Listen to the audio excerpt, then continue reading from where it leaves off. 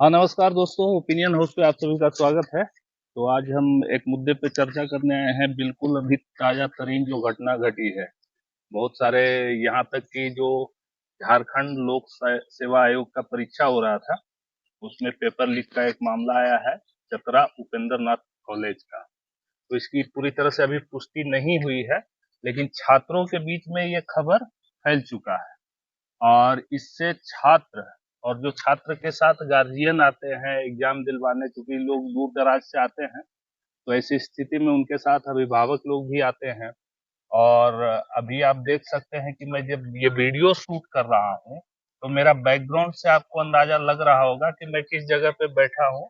ये हजारीबाग क्षेत्र के अंतर्गत आता है। तो समझिए कि जहाँ पर ना तो पानी का व्यवस्था है, ना खाने का व्यवस्था है। 9 बजे से सुबह से छात्र अभिभावक आ चुके हैं, और उसके बाद अभी लगभग जब मैं रिकॉर्ड कर रहा हूँ तो ये टाइम 2-2:30 बजे के आसपास का है। और ऐसी स्थिति में मैं ये नहीं जानता, अभी चूंकि इन चीजों पर जब तक ऑथराइज कोई ओपिनियन नहीं आ जाता है, तब तक मैं ये नहीं कह सकता हूँ कि गलती किसकी है, नहीं है।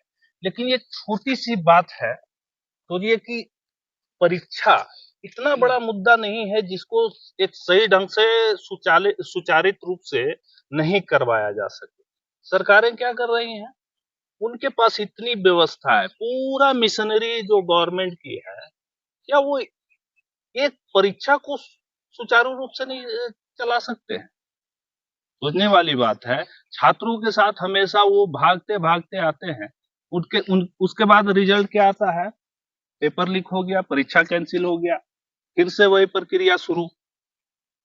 सुबह निकलो, कोचिंग जाओ, पढ़ो, परीक्षा की तैयारी करो, अप्लाई करो, एग्जामिनेशन सेंटर में जाओ, और रिजल्ट आता है कि पेपर लीक हो गया। तो कहीं ना कहीं एक बार सरकार और समाज, इस मामले में समाज भी कहीं तो है दोषी। मैं ये तो नहीं कह सकता कि सरकार है, क्योंकि कहीं ना कहीं इन चीजों में जब भ्रष्टाचार आता है तो इसमें समाज भी सम्मिलित होता है। क्योंकि जब भी ब्राइबरी, रिश्वतखोरी, जो भी बातें आती हैं, तो कोई ना कोई तो देने वाला रहा होगा। बेशक सिस्टम के हिस्सा में जो बैठे लोग हैं वो ले रहे हैं, लेकिन देने वाला तो समाज के बीच के हिस्सा के लोग हैं। तो इसके ऊपर समाज को भी सोचने की जरूरत है। अब देखिए, यहाँ पर मैं बिल्कुल एकांत में आकर के ये वीडियो को शूट कर रहा हूँ। अगर मैं थोड़ा सा कैमरा घुमाना चाहूँ, तो ये देखिए, वो फील्ड का साइड आप देखिए। यहाँ लोग, सारे अभिभावक, गाड़ी जो भी जिनके पास व्यवस्था था, वो लगा करके यहाँ पर बैठे हुए हैं। ना तो कोई ढंग से खाया है। बहुत सारे ऐसे हैं जो छोटे बच्चे को लेकर के आए हैं, और इतनी मेहनत के बाद उनको क्या मिल रहा है? तो पेपर लीक। तो इसमें थोड़ा सा हम यहाँ पर जो अभिभावक लोग हैं, इनसे भी थोड़ा सा बातचीत कर लेते हैं। इनका क्या कहना है इस बारे में? आप लोग को कैसा महसूस हो रहा है सर, ये जब खबर आप सुने तो? देखिए, अक्सर मैंने देखा है कि जब भी बिहार और झारखंड में जब इस तरह के परीक्षाएँ आते हैं, जेपीएससी का हो या बीपीएससी का हो या यूपीएससी का हो, तो मतलब बच्चों के मन में पहले से ही ये घबराहट होती है कि भाई इतना मेहनत करके एग्ज़ाम देने जा रहे हैं, कहीं क्वेश्चन पेपर पेपर ना लीक हो जाए, लीक ये ना हो जाए। एग्जैक्टली आप जो बात बोले, एकदम ये चर्चा का विषय आज नहीं, ये कल से जहां तक जो जो बच्चे थे, ये एकदम बिल्कुल पिन पॉइंट आप ओपिनियन दे रहे हैं जी, बिल्कुल। कि चलिए तैयारी तो ठीक ही है, लेकिन कहीं पेपर लीक का मामला ना आ जाए। हाँ, तो ये बात तो आप सही बोले। अच्छा, बिल्कुल। हाँ। अब इस सिचुएशन में होता क्या है कि जो बच्चे इतना मेहनत कर रहे हैं, तैयारी कर रहे हैं, उनके मन में ना तरह-तरह के भ्रम पैदा होने लगते हैं कि अपने आप को कैसे हम सर्वाइव रख पाएँगे। हम्म। जहाँ उनको इच्छा है एक तरफ गवर्नमेंट जॉब करने का, हम्म। सालों साल तैयारियाँ करते हैं वो बहुत बहुत बहुत मेहनत और उतनी मेहनत करके और वो एग्ज़ाम देने आए हैं है। हाँ। और मालूम चलता है शाम तक लो पेपर लीक हो गया था। तो वो कैसे अपने करियर को जो है वो ऊँचाई तक पहुँचा पाएँगे। दूसरी बात तो ये है कि अच्छा, आखिर एक इसमें एक चीज आप बताइएगा कि जब इस तरह की घटना होती है, हुँ, और जब एज ए अभिभावक आपको जब ये सूचना मिलती है, तो फिर आपके मतलब अंतर्मन पर क्या प्रतिक्रिया होती है? अंतर्मन में जो प्रतिक्रिया होती है, मैं दिल पे हाथ रख कर के आपको बतलाना चाहूँगा कि मतलब ऐसा लगता है कि मतलब कब भ्रष्टाचार खत्म होगा? आखिर सवाल ये पैदा होता है कि प्रश्न पत्र लीक कहाँ से हुआ? कैसे हुआ? इसकी हाई हुँ, अथॉरिटी होती है, हाँ, जो बिल्कुल, जहाँ बिल्कुल। प्रश्न पत्र छपता है, वहाँ भी प्राइवेसी होती है। हाँ, जहाँ पे यह स्टोरेज होता है, वहाँ भी प्राइवेसी होती हुँ, है ना? बिल्कुल, बिल्कुल। उसके बाद जहाँ से इसको डिस्ट्रीब्यूशन होना है, हुँ, वहाँ भी काफ़ी प्राइवेसी होती है। तो लीक कहाँ पे है, कमी कहाँ पे है, इन चीज़ों पे सरकार को जो है थोड़ा-सा ध्यान देना होगा, हुँ, प्राइवेसी के ऊपर। बिल्कुल। अगर करने वाले तो वही हैं जिनके हाथों में है, जो सिस्टम के हिस्सा जो है उन सिस्टम पर के तो हिस्सा आरोप है, तो हाँ, उन्हीं के हाथों में है। लेकिन ये कहाँ से लीक हो रहा है, कैसे हो रहा है, क्यों हो रहा है, इस पे बहुत बड़ा सवाल मैनेजमेंट के ऊपर उठता उठता है। है। बिल्कुल, बिल्कुल, हम आपसे इस बात पर एग्री करते हैं कि कुछ भी हो एक बार जो मैनेजमेंट है, जब किसी काम को हम बताइए इतना एग्ज़ाम में करवाने जा रहे हैं, तो ये ऐसा तो है नहीं कि रातों-रात इसका कोई प्लान बन गया उसको एग्ज़ीक्यूट कर रहे हैं।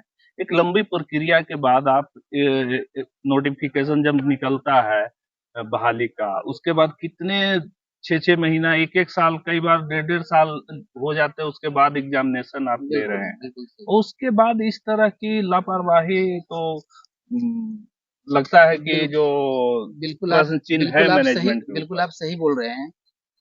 जहाँ पे प्रश्न पत्र छप रहे हैं, जहाँ पे प्रिंट हो रहे हैं, वहाँ पे जो प्रिंट कर्मी हैं, है ना? सबसे ज़्यादा तो वहाँ पे प्राइवेसी बरतने की ज़रूरत है कि वहाँ पे जो प्रिंट कर्मी हैं, उनके पास मोबाइल वगैरह है कि नहीं? अगर उनके पास मोबाइल है तो वहीं से उसको कॉपी कर हुँ, लिए। हाँ। दूसरी बात है कि जहाँ पे स्टोरेज हो रहा है, वहाँ पे जो स्टोरेज करने वाले कर्मी हैं, क्या उनके पास मोबाइल है कि नहीं? वहाँ से भी कॉपी हो सकता है। हुँ, जहाँ से अब वहाँ से जो है पूरी तरह से वो सील पैक हो जाता है। हुँ, हुँ। जब डिस्ट्रीब्यूशन होना है, तो पूरी तरह से सील पैक हो जाता है। तो जो डिस्ट्रीब्यूशन करने वाले हैं, जो पैकिंग करने वाले हैं, वहाँ पर भी सबसे ज़्यादा प्राइवेसी करने की ज़रूरत है। ठीक है? तब जाकर के ये प्राइवेसी बन सकेगा और जो इसके योग्य हैं, जो मेधावी छात्र हैं, वो आगे बढ़ सकेंगे। नहीं तो इसी तरह से भ्रष्टाचार होते रहेंगे, कॉपी लीक होते रहेंगे। जिनके और पास हाँ, पैसे हैं, वो आगे बढ़ते रहेंगे और जो गरीब हैं, वो नौकरी ले नहीं पाएँगे और वो मतलब थक उसके जाता है बाद थक आदमी, जाते हैं। इरिटेट हो लड़का जाता भी है। सोचता है कि अब क्या करे, ऐज भी एक्सपायर हो गया तैयारी करते-करते। अब ना तो हम प्राइवेट नौकरी के लायक रहें, सरकारी नौकरी के लायक तो रहे ही नहीं।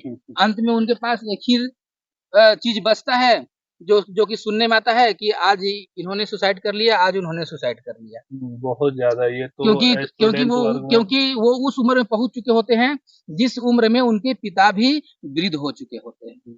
घर की ज़िम्मेवारी उनके ऊपर आ चुका होता है।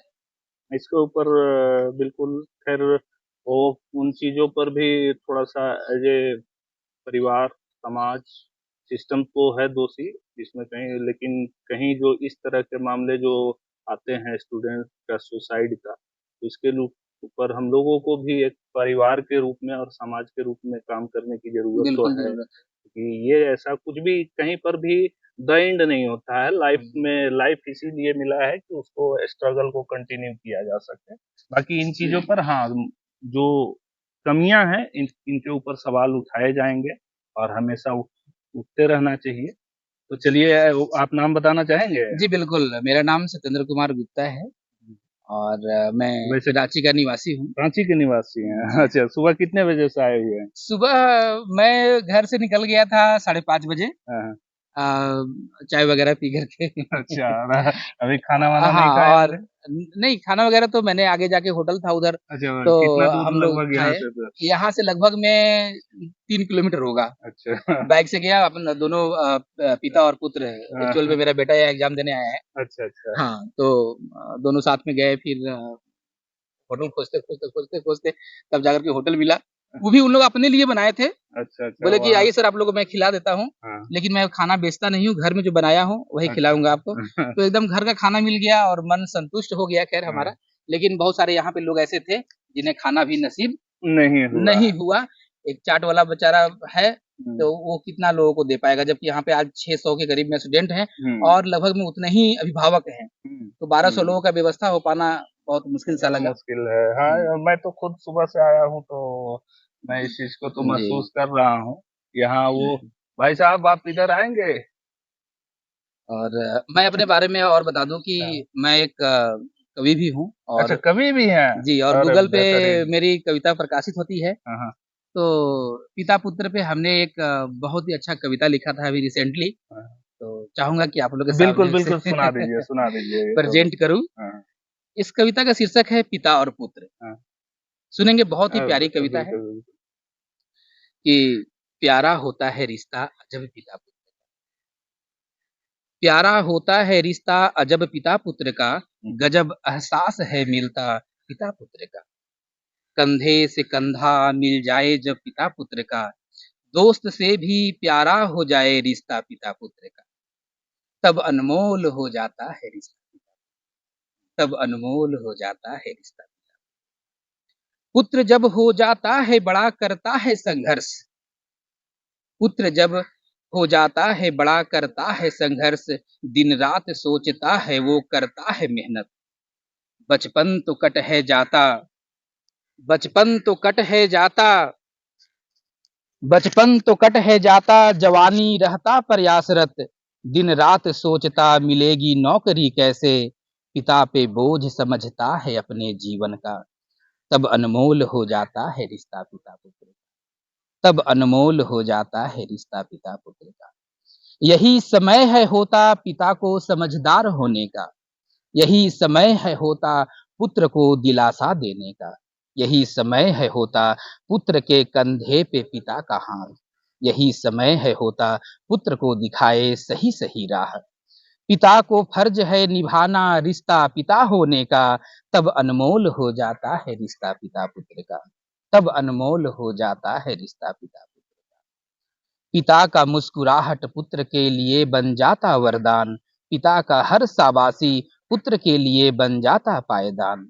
पिता का हाथ और पुत्र का हाथ हो जाए एक साथ, मनोबल हो जाएगा ऊंचा पुत्र का, पालेगा हर मुकाम। पिता का समझदारी वरदान है हो जाता पुत्र का, तब अनमोल हो जाता है रिश्ता पिता पुत्र का, तब अनमोल हो जाता है रिश्ता पिता पुत्र का। सोचो जब करता है तैयारी नौकरी पाने का, रो जाता है दिल उसका खुद से लड़ने का। जवाब दूंगा क्या प्रतियोगिता निकाल पाया नहीं, पिता का आशा माँ का दिलासा काम आया नहीं। करता है वो लड़ाई हर सवाल का जवाब बनने का, तब अनमोल हो जाता है रिश्ता पिता पुत्र का, बहुत। तब अनमोल हो जाता है रिश्ता पिता पुत्र का। पिता का और फर्ज है कि पिता ये ना कहे फेल हो गए कैसे पढ़ते नहीं हो, पढ़ाई करते हो नहीं मेहनत करते हो नहीं हो, मेरा क्या है मैंने काट ली अपना जीवन, सोचो तुम रह जाओगे यूं ही बेरोजगार, भटकोगे यूं ही तुम। जरूरत है यहाँ समझदार पिता होने का, जरूरत है यहाँ पुत्र का हौसला बढ़ाने का, जरूरत है यहाँ पुत्र का आंसू पोंछने का, जरूरत है यहाँ पिता को उसका दोस्त बनने का, तब अनमोल हो जाता है रिश्ता पिता पुत्र का, तब अनमोल हो जाता है रिश्ता पिता पुत्र का। अगर पिता कृष्ण और पुत्र सुदामा हो जाए, अगर पिता राम और पुत्र भरत हो जाए, अगर पिता राह और बेटा राही हो जाए, अगर पिता विश्वास और बेटा विश्वासी हो जाए, अगर पिता साहस और बेटा साहसी हो जाए, अगर पिता सफल और तभी पुत्र सफलता ले आए, तब पुत्र हर दुख सहन कर लेगा सफल बनने का, तब अनमोल रिश्ता हो जाता है पिता, तब अनमोल रिश्ता हो जाता है पिता पुत्र का, तब बहुत अनमोल रिश्ता हो जाता है। बहुत अच्छा सर। शुक्रिया। कब से आप लिख रहे हैं कविता? जी, मैं लगभग जब क्लास 10th में पढ़ता था अच्छा, उसी तब से समय से लिखने का आपका मैं लिख रहा शौक हूँ। रहा है। जी, और अच्छा। गूगल पे मेरी कविताएँ अभी लगभग में 80 के करीब में पब्लिश हो चुकी है। अच्छा। हाँ, और बहुत जल्द एक बुक भी आने वाली। चलिए बहुत अच्छा लगा आपसे मिल करके, और इन चीजों पर हम आगे भी चलिए। अब आप देखिए, हम ये जो बिल्कुल कोई प्लान नहीं, हम इनको जानते तक नहीं थे। हम यहाँ सिर्फ ये न्यूज़ देखे और इसके बारे में हम सोचे कि बोलना ज़रूरी है। तो इससे हम ऐसे ही रैंडमली मतलब इनसे हम बात करने बैठ गए। तो देखिए, अच्छा लगा कि ये लिखने का शौक रखते हैं, और हम लिखते कम हैं लेकिन हम बोलने का शौक रखते हैं। तो अच्छा, ठीक है सर। तो हम दर्शकों को अब बोलते हैं, आप लोग को कैसा लगा, और खास करके इस कविता के बारे में भी आप लोग बताइएगा। और आगे हम फिर किसी मुद्दे पर चर्चा करने के लिए आप लोगों के बीच आएंगे। तब तक के लिए धन्यवाद, नमस्कार, और वीडियो को शेयर जरूर कीजिएगा। शुक्रिया सर। Okay sir.